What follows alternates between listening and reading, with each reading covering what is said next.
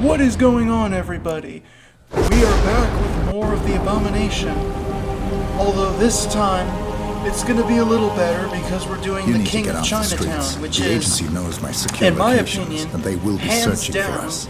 the best This is the level in the safest game. place I know. For the simple purpose that it comes the closest to feeling like real Hitman. We have a target in like a small Chinatown square. The map is small, but it's still an open-ended sandbox with a pretty decent variety of ways you can eliminate this target. There's not a lot of room to think outside the box just because of just how extremely limited the gameplay mechanics are compared to what IO would soon create after this game. But the fact that it's an open-ended sandbox and there's a good variety of ways to eliminate your one target make it a Hitman level. Now, isn't that something? They made a Hitman level in this Hitman game. It's not perfect. It doesn't compare to anything from Blood Money or Contracts, in my opinion. Well, it's not as good as anything from Blood Money, but I think it's good enough to give some of the Contracts missions a run for their money. Face up, you two. I don't pay you to sit on your asses. I'm mostly just giving it praise because it's basically the diamond in the rough. There are countless ways to assassinate the King of Chinatown. It's 12 also of these just assassinations one will unlock challenges. So there is To view no the challenges, linear progression consult the bullshit. notebook. Because there are some other decent A completed levels challenge. in the game that are hindered by some of these games' more egregious flaws, particularly the segmented checkpoints crap. So as soon as we go to the pagoda to quote-unquote locate the king, we need to go to a fish vendor over here to get some fugu fish. And if your timing is with mine, that one cook with the red apron, she should be looking to the right like that.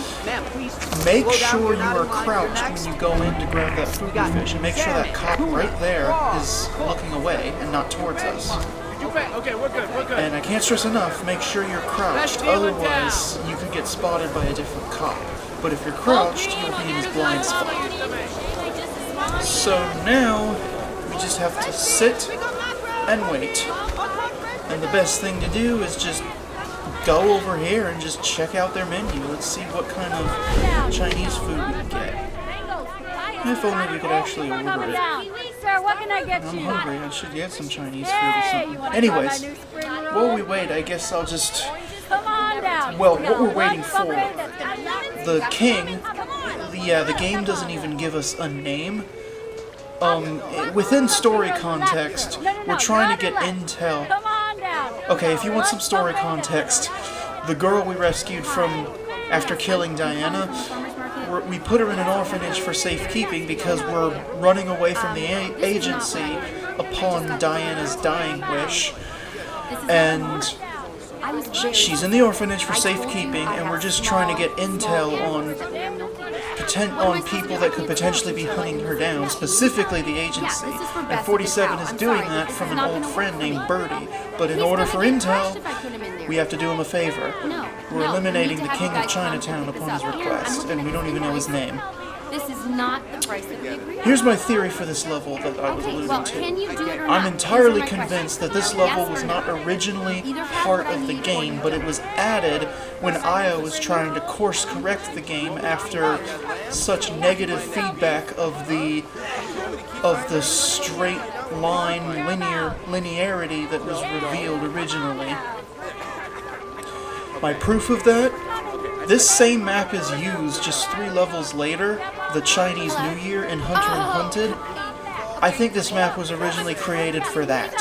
And as part of their course correction to try to win the fans back, IO showcased this level like crazy. I'm entirely convinced that they created this level and tacked it onto the story as part of their course correction. And honestly, I think it was a good idea because at least the game has one level that I would consider genuinely true, genuine Hitman.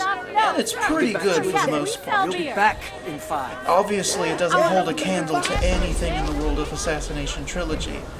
And I also don't think it's as good as anything from Blood Money, but it's good enough to give Contracts missions a run for their money, if nothing else.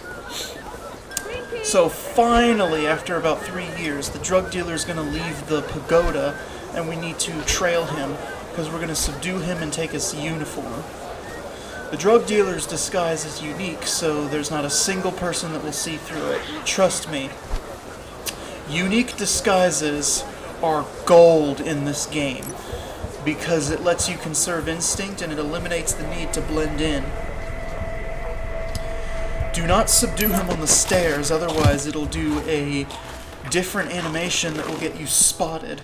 Make sure he's all the way down here. You can subdue him, toss him in the dumpster, and take his clothes. So now we just need to approach the king, and this will trigger him to follow us. And where we need to take him is the dealer's apartment, which is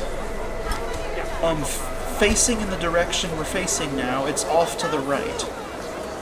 But before we go get the king, we're gonna go into the pagoda to get the evidence because it's easily accessible and it gives us some more points. So why not do it? So the king should be over in this other corner, which is where the exit is going to be. You'll know you've triggered his sequence to follow you because he'll tell you to take him to the goods. And as soon as he says that, you know you can just head towards the apartment and he'll follow you. And he doesn't have to stay close. Hey, man. You could just get miles ahead of him and he should still follow you. Finally! Take me to the goods. Alright, so let's take him over to the goods now. So yeah, the fugu fish we took, that's gonna be our lethal poison. There's some cocaine in the apartment on the desk. When you're the king of I need to beat him to the Chinatown! apartment and poison it. I think with this disguise, poisoning the drugs is not an illegal action, but still, just to be safe, just make sure you get over there and do it before he gets in. One thing you can do alternatively is that you can poison the drug stash in that alleyway where the dealer went. The problem with doing it that way, though, is you still have to infiltrate the dealer's apartment in order for the series of events to play out. So there's no point to do it that way, since you have to enter the apartment in order to trigger it to happen anyway. That is a egregious screw up on the part of the developers. So yeah, imposing as the dealer and just doing it yourself is definitely more ideal. And there's actually other ways you can use the poison too. He has a coffee cup in the pagoda. There's a street vendor that he buys food from. And then there's also a bunch of other things you can do, like there's a crane you can shoot down to crush him. There's a car you could set off his alarm and you can blow up the car. You can snipe him with the sniper rifle on this desk. There's a manhole you can take him down. The variety's pretty good, at least by the standards of this game. So let him die from his fishy drugs and hide his body, since we're all alone and we might as well for the extra points.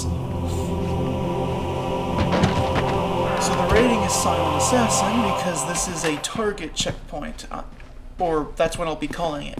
A target checkpoint versus a non-target checkpoint, which is what the entirety of the previous level was. So now that we're all done, we can just head to the exit, which is over in that corner where we found the king just pissing on public property. If you really want, you could get your suit back from the alleyway and make this 100% official, but you don't have to, and there's no actual benefit to it. So, let's get out of here. Hi, it's me. Yeah. I don't run a lot, and that's just because everybody reacts to you if you do. But if you want to speed this up, by all means, run. And no story cutscenes, because trust me, it's cringe. Alright, there we go. That's the best of the game. That's the best this game is going to get, unfortunately. On we go next time.